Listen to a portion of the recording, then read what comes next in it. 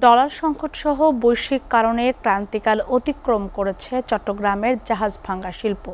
বছরে ২৫ থেকে ৩০ lakh ton cramp লোহা উৎপাদনকারী এই সেক্টরটি থেকে গেল বছর উৎপাদন হয়েছে মাত্র ১০ লাখ মেট্রিক টন।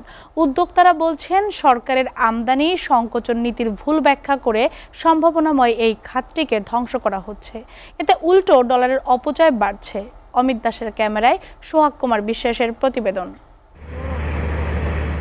এক বছরের ব্যবধানে ৩টি সহ মোট ৪টি শিপ ব্রেকিং ইয়ার্ড গ্রিন ইয়ার্ডের মর্যাদা পেয়েছে। মানোন্নয়নের কাজ চলছে আরও অন্তত ১০টি ইয়ার্ডে। করোনার পর সম্ভাবনাময় শিল্পটিতে বিনিয়োগ বাড়াতে শুরু করেছে উদ্যোক্তারা। গেল ১০ বছর ধরে গোটা বিশ্বকে নেতৃত্ব দেয়া উদীয়মান এই শিল্পটিতে হঠাৎ করেই ছন্দপতন ঘটেছে। বৈশ্বিক কারণে আন্তর্জাতিক বাজারে পরিত্যক্ত জাহাজের সহজলভ্যতা কমার পাশাপাশি দেশের বাজারে ডলারের দাম ২ বছর ধরেই অস্থির থাকায় ব্যয় বাড়ছে এই ভারী শিল্পে। আগে যেভাবে জাহাজ সবসময় বা আমরা ইম্পোর্ট করতে পারতাম, আমরা এই মুহূর্তে পাচ্ছি না। কিছুদিন আগে এক লাফে আপনার ৬০ টাকা বেড়ে গেছে ডলার, যেটা আজ পর্যন্ত এই বাংলাদেশ সৃষ্টি হওয়ার পর থেকে কখনো হয়নি। তো এই সংকটটাও প্রচুর আমরা ফেস করব। জিনিসপত্রের দাম বেড়ে যাবে এবং আমাদের কস্টিং অনেক বেড়ে যাবে। শিপ ব্রেকিং ইয়ার্ড মালিকদের সংগঠন বিএসপিআরএ বলছে, রিরোলিং মিল, ছোট আকারের বিভিন্ন নৌযান তৈরি সহ বেশ কয়েকটি সেক্টর গড়ে উঠেছে জাহাজ ভাঙা শিল্পের উপর ভর করে। বর্তমান বাস্তবতায় ক্রান্তিকাল অতিক্রম করছে ওই সব খাতও।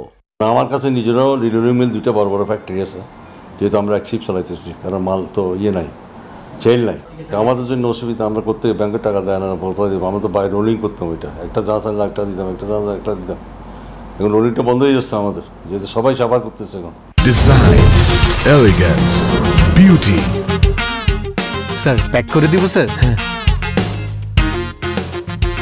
এতটুকুতেই হবে। সেরা পণ্য সবার জন্য। উদ্যোক্তারা বলছেন, ডলারের অপচয় রোধে সরকারের আমদানি সংকোচন নীতির ভুল ব্যাখ্যা দিয়ে জটিলতা তৈরি করা হচ্ছে জাহাজ ভাঙা শিল্পে। চাহিদা মতো সময়ে এলসি করতে না পারায় প্রতিযোগিতায় টিকতে পারছেন না তারা। গত 2 বছর দেখেন, গত 2 বছরে কিন্তু এটা 10 থেকে 12 লক্ষ টনে নেমে এসেছে। যে সব শিপ আমাদেরকে বাংলাদেশ ব্যাংক থেকে অ্যাপ্রুভাল দিচ্ছে না আনার জন্য। আমরা একটা শিপ কিনলাম, দেখা গেল যে না, বাংলাদেশ ব্যাংক বলে দিল এই শিপটা এখন আনা যাবে না। সো সেই ক্ষেত্রে আমাদের সক্ষমতা অনেকটুকু এখন ভাসমান এই লোহার খনির ওপর নির্ভর করে দেশে গড়ে উঠেছে ছোট বড় অন্তত ৫ শতাধিক রিরোলিং মিল, যার প্রধান কাঁচামাল স্ক্র্যাপ লোহা। জাহাজ ভাঙা শিল্পের উৎপাদন কমায় আমদানি বেড়েছে স্ক্র্যাপ লোহার। ফলে জাহাজ আমদানি কড়াকড়ি করেও ঠেকানো যাচ্ছে না ডলারের অপচয়। ক্রাইসিস ক্রিয়েট হয়ে দামটা কিন্তু বেড়ে যাচ্ছে। আগে রডের দাম ছিল ৬০ থেকে ৭০ হাজার টাকা, এখন রডের দাম হয়ে গেছে ১ লাখ টাকা, ১,১০,০০০ টাকা ভোক্তা পর্যায়ে।